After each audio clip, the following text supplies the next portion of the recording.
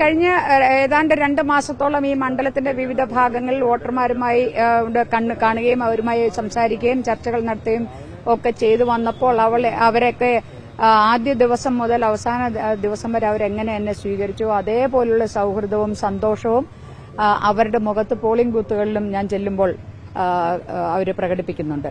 അവരുടെ ആ സന്തോഷത്തിലാണ് എന്റെ പ്രതീക്ഷയുള്ളത്. പക്ഷെ ഇപ്പോൾ ഇവിടെ ഈ കൽപ്പറ്റയിലുള്ള ഒരു LP സ്കൂൾ അവിടെ ഒരു ബൂത്തിൽ ഞാൻ പോയപ്പോൾ അവിടെ ഉള്ള വോട്ടർമാരൊക്കെ എന്നെ ലൈനിൽ നിൽക്കുന്ന വോട്ടർമാർ എന്നെ കാണുമ്പോൾ ഹലോ എന്ന് പറയുന്നു, എന്നോട് സംസാരിക്കുന്നു, ചിരിക്കുന്നു. അപ്പോൾ അവരോടും ഞാൻ അതേപോലെ എത്തിയോ ഭക്ഷണം കഴിച്ചിട്ടാണോ വന്നതെന്നൊക്കെ ഒരു സൌഹൃദം നടത്തുമ്പോൾ ഞാൻ വോട്ട് ചോദിക്കുന്നു എന്ന് പറഞ്ഞ് ഒരു 8-10 കോൺഗ്രസുകാർ അവരവിടെ വന്ന് വലിയ പ്രശ്നം ഉണ്ടാക്കി. അപ്പോൾ ഞാൻ പറഞ്ഞു, നിങ്ങൾ ഇവിടെ നിൽക്കുന്ന കുറെ ലൈനിൽ ക്യൂവിൽ നിൽക്കുന്ന ഒരുപാട് വോട്ടർമാരുണ്ട്.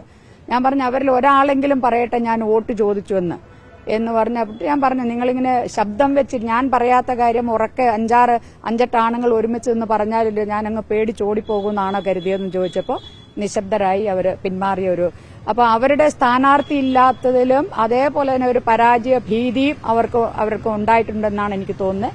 അതിന്റെ ഒരു വെപ്രാളമാണ് അവിടെ കാണിച്ചത്. അതല്ലാതെ ഇന്ന് ഞാൻ നിലമ്പൂര് മുതൽ ഇങ്ങോട്ടേക്ക് എല്ലാ അസംബ്ലി നിയോജക മണ്ഡലങ്ങളിലെയും കുറെ ബൂത്തുകൾ സന്ദർശിച്ചിപ്പോൾ ഇതുവരെയും ഇതിന്റെ ഇടയിൽ അങ്ങനത്തെ ഒരു സംഭവം ഉണ്ടായിട്ടില്ല. പക്ഷെ ഇപ്പോ ഉച്ചയ്ക്ക് ശേഷം ആകുമ്പോഴേക്കും എനിക്ക് തോന്നുന്നു ഒരു പക്ഷേ കോൺഗ്രസുകാർക്ക് UDFകാർക്ക് ഒരു വലിയ മനപ്രയാസം ഉണ്ടായിട്ടുണ്ടെന്നാണ് എനിക്ക് തോന്നുന്നത്. എന്തായാലും ഇവിടുത്തെ ഈ വയനാട് മണ്ഡലത്തിലെ വോട്ടർമാർ എന്നോട് ഇതുവരെയും ഈ 2 മാസക്കാലം കാണിച്ച സൌഹൃദം ഇന്ന് ബൂത്തിൽ പോകുമ്പോഴും എനിക്ക് കാണാൻ കഴിഞ്ഞു. അവരുടെ ആ സൌഹൃദത്തിലും സന്തോഷത്തിലും ഞാൻ പൂർണ്ണമായും ഞാൻ അതിൽ വിശ്വസിക്കുന്നു. അവരെന്നെ വിജയിപ്പിക്കുമെന്ന് തന്നെയാണ് ഞാൻ കരുതുന്നത്. തെരഞ്ഞെടുപ്പിന് പിന്നാലെ LDFും CPMും തകർന്ന് തരിപ്പണമാകുമെന്നാണ് BJP സ്ഥാനാർത്ഥി K. സുരേന്ദ്രൻ പറഞ്ഞത്. അതിലെന്താണ് പ്രതികരണം? ഇല്ല, അതിനൊക്കെ ഞാൻ ഇവിടുത്തെ LDFന്റെ നേതൃത്വം അതിനൊക്കെ മറുപടി പറയും. ഞാൻ ഇനിയും 2 അസംബ്ലി മണ്ഡലങ്ങളിൽ പോകേണ്ടതുണ്ട്. അതുകൊണ്ട് അതിന്റെ ഉചിതമായ മറുപടി ഈ സംസ്ഥാനത്തിന്റെ ഇടതുപക്ഷ നേതാക്കൾ അത് ആവശ്യമായ സമയത്ത് കൊടുക്കും.